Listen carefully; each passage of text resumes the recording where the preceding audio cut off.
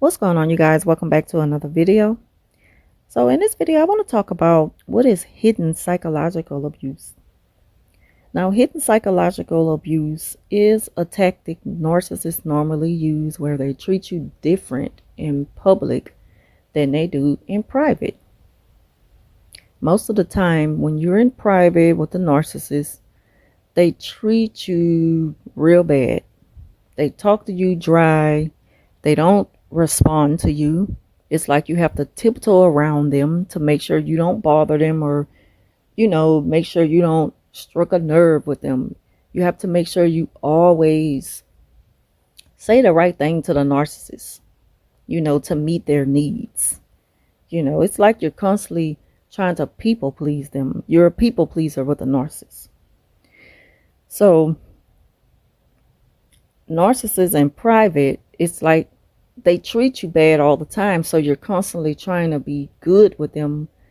If you show them that you can be this perfect person for them, that they will treat you, the way they should in return. But it don't work like that with a narcissist. No matter what you do, they'll never be satisfied. It'll never be enough. It will never be 50-50 treatment.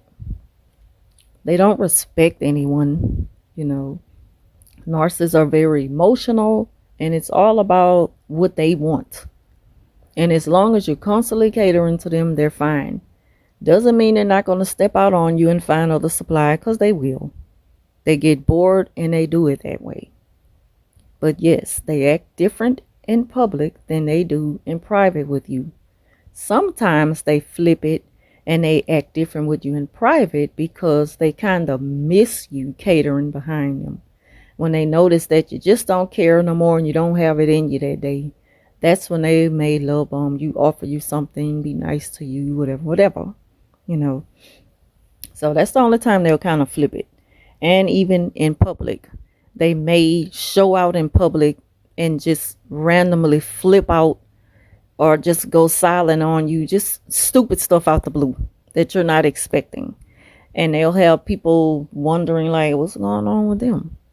And it'll make it seem like it's something that you did. A lot of times that comes along with smearing too. It's like they've already set it up. So now once they go out in public and act this way with you, they've already painted the picture of you to people. So they don't have to guess what's going on because the narcissist has already been running their mouth about you. But, that's what they do with hidden psychological abuse. Gaslighting. Gaslighting is the one when they try to, everybody knows what gaslighting is. When the narcissist tries to make you confused about something that you were sure about, but they want you to think otherwise. They hide things from you. It's like they're tricking you behind your back and then pointing it out to you, and you were like, well, it wasn't that way just a minute ago. And they're like, yes, it was. That's gaslighting. They just messing with your mind. And sometimes, they go deep with this till it really messes with people. And you don't even know how to think straight for yourself anymore. You always need the narcissist to think for you, And it's bad. It's bad to be treated that way by somebody. It's sad. Especially somebody who you trust that they're going to love you. And, it's just like, who does that? Another example is smearing. And again, of course, the smearing is when they just talk horrible about you to other people. They play victim. They need people to take sides and, look at you as the bad person who mistreats them, when in reality, it's the other way around. So now you're not knowing what's going on when people just stop talking to you or they treat you a certain way. And you're wondering why they're so cold with you all of a sudden when y'all were cool at one time. Like, it couldn't be no other way. And the whole while, the narcissist is all behind this smearing that has caused people to treat you a certain way. Because they really stick it to people that you're just a horrible person and not to confront you. A lot of time people going to go with that and they're not going to confront you. Instead, they're just going to treat you different. And if you're not the type of person who's very vocal to question things, you know, the narrative, the false narrative, it works well for the narcissist. Another psychological abuse that they use in secret is denying certain claims and broken promises. A lot of times this happened in the beginning of relationships with narcissists. The future faking. They promise you the world. They promise to marry you, and it never happens. Or they'll either string you along and continue to make these promises to you, but it will never happen. They, tell you enough to keep you, but they don't do enough to satisfy you. And they don't do enough to show that they love and appreciate you and they respect you, because it's just not in them to show you that side of them. So if they don't have it in their spirit, how are they going to give that to you? Narcissist is all about self. They're all about getting their needs met. So they play this game well when it comes to broken promises. They're just going to keep it up as long as you believe it. The broken promises and the future faking can only survive by how much of it you give life to. If you keep entertaining them and believing it and staying there and waiting on it, they're going to keep it up. Because they don't have nothing else better to do. And trust me, they're not just doing this to you, they're doing it to other suppliers. Another hidden psychological abuse that narcissists use is the silent treatment, which is one of the worst forms of abuse. It hurts, it's confusing, it have you not even knowing how to think anymore. It makes you struggle with yourself, like, did I do something wrong? How can I fix this? They use silence to control your thoughts, because now they know you're thinking and struggling with just functioning, because you know that, okay, another day might go by where they're not talking to you. Or if you say something to them, they're not saying anything to you. They're not going to respond to you. So they just want you to think that you did something wrong. That's a really bad form of abuse to use on anybody. Nobody deserves that.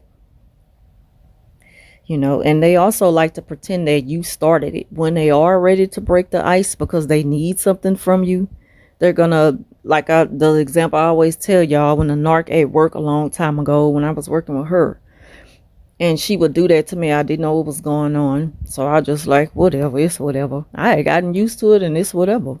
So she waits until a bunch of people are around and she approaches me at the sink and was like, "Are you ready to be my friend again? You ready to talk to me again?" And I'm like, "What are you talking about? You stop talking to me." And she tried to hurry up and shut me up so that I won't say that part. See, it's all about the image that they could put out there, what they could make believable, and if people fall for it or not. In the meantime, it diminishes your character to other people. It's sad, but it's true. They use these hidden psychological tactics, abuse tactics, to control you. Another one is financial abuse. Yes, they use financial abuse. Examples of that is overspending or taking more than 50%. Say, for instance, you have a joint bank account. They have $50 in there. You have 70.